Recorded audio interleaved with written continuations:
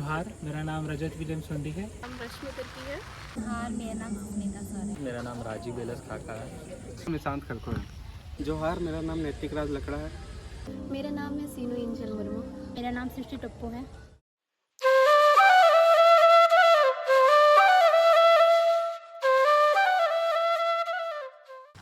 हमारे लिए तो ऐसे थे कि अगर लड़ाई अपनी भी ना हो उसके लिए वो लड़ने के लिए तैयार थे। जैसे कि वो यहाँ से थे भी नहीं, वो तमिलनाडु से थे, लेकिन भी उन्होंने जो है आदिवासियों की पीड़ा को समझा और उनके हित में बहुत सारे कार्य किए। उनके साथ हमेशा खड़ा रहना, उनको सहयोग। फादर स्टैन स्वामी का अगर हम बताएं तो उन्होंने कहा था कि ये दुनिया उनके लिए है जो दुनिया को उम्मीद देते हैं। ही वर्ल्ड सोशल एक्टिविस्ट जो आदिवासियों के लिए बहुत काम किए हैं और जितना भी उनका लाइफ स्पैन रहा वो जब भी झारखंड में रहे आदिवासी मुद्दों के ऊपर और आदिवासी लोगों के ऊपर उनका काफ़ी उस फील्ड में वर्क ज़्यादा रहा।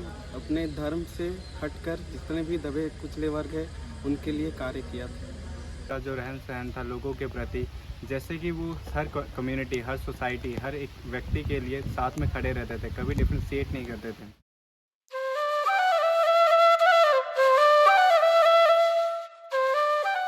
झारखंड में अगर आदिवासियों के लिए उन्होंने जो किया है वो सराहनीय रहा है।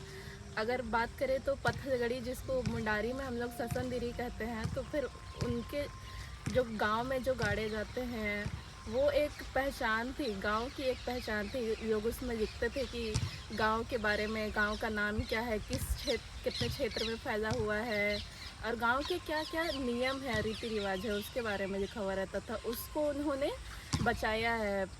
हाल ही में अभी पढ़ा कि 2016-17 के दौरान जो CNT और SPT एक्ट था, उसमें भी जो सरकार के द्वारा है उसमें कुछ हस्तक्षेप या फिर कुछ सुधार करने की बात हुई। उसमें भी इन्होंने आवाज़ उठाई कि मतलब उसमें और कोई भी बदलाव ना किया जा सके, इसलिए इसमें भी वो आदिवासियों के साथ खड़े रहे।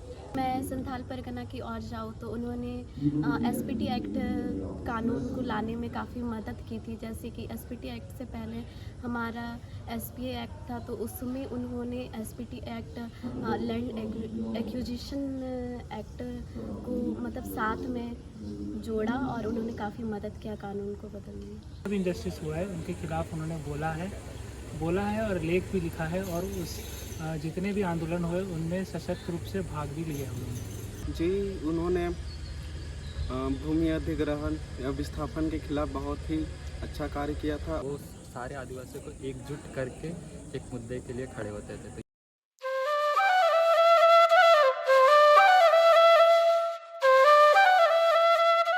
एज एन आई का फिर बात करें तो हमारा जो मोटो है, we are born into an unjust society and we are determine not to leave it as we have found it. इसको उन्होंने बहुत अच्छी तरह से जस्टिफाई किया है कि एक अन्यायपूर्ण समाज में उन्होंने एक पहल बढ़ाई है कि समाज को एक नए रूप से देखने की पहल, जिसमें बदलाव हो कुछ।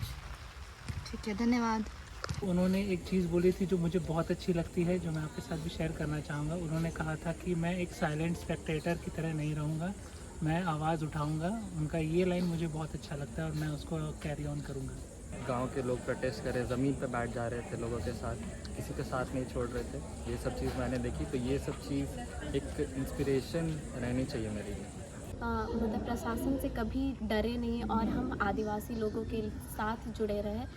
मैं उन्हीं के जैसे मतलब हमारे आसपास में जो हो रहे हैं मुद्दों पे उनके जैसे काम करना चाहूँगी और कभी हार नहीं मानना चाहती। फिर जो भी आदिवासी हैं उनके हित में या फिर उनके जो जंगल ज़मीन है उसके लिए भी हमेशा काम करना चाहिए। जनरेशन के लिए एक इंस्पिरेशन है। खड़े रहें, जैसे कि वो हमेशा किसी भी लोगों के साथ खड़े रहते थे, वैसे ही मुझे भी ये कि मेरा लेसन है कि हम हर किसी के साथ खड़े रहें और हमेशा हर किसी के काम आएँ।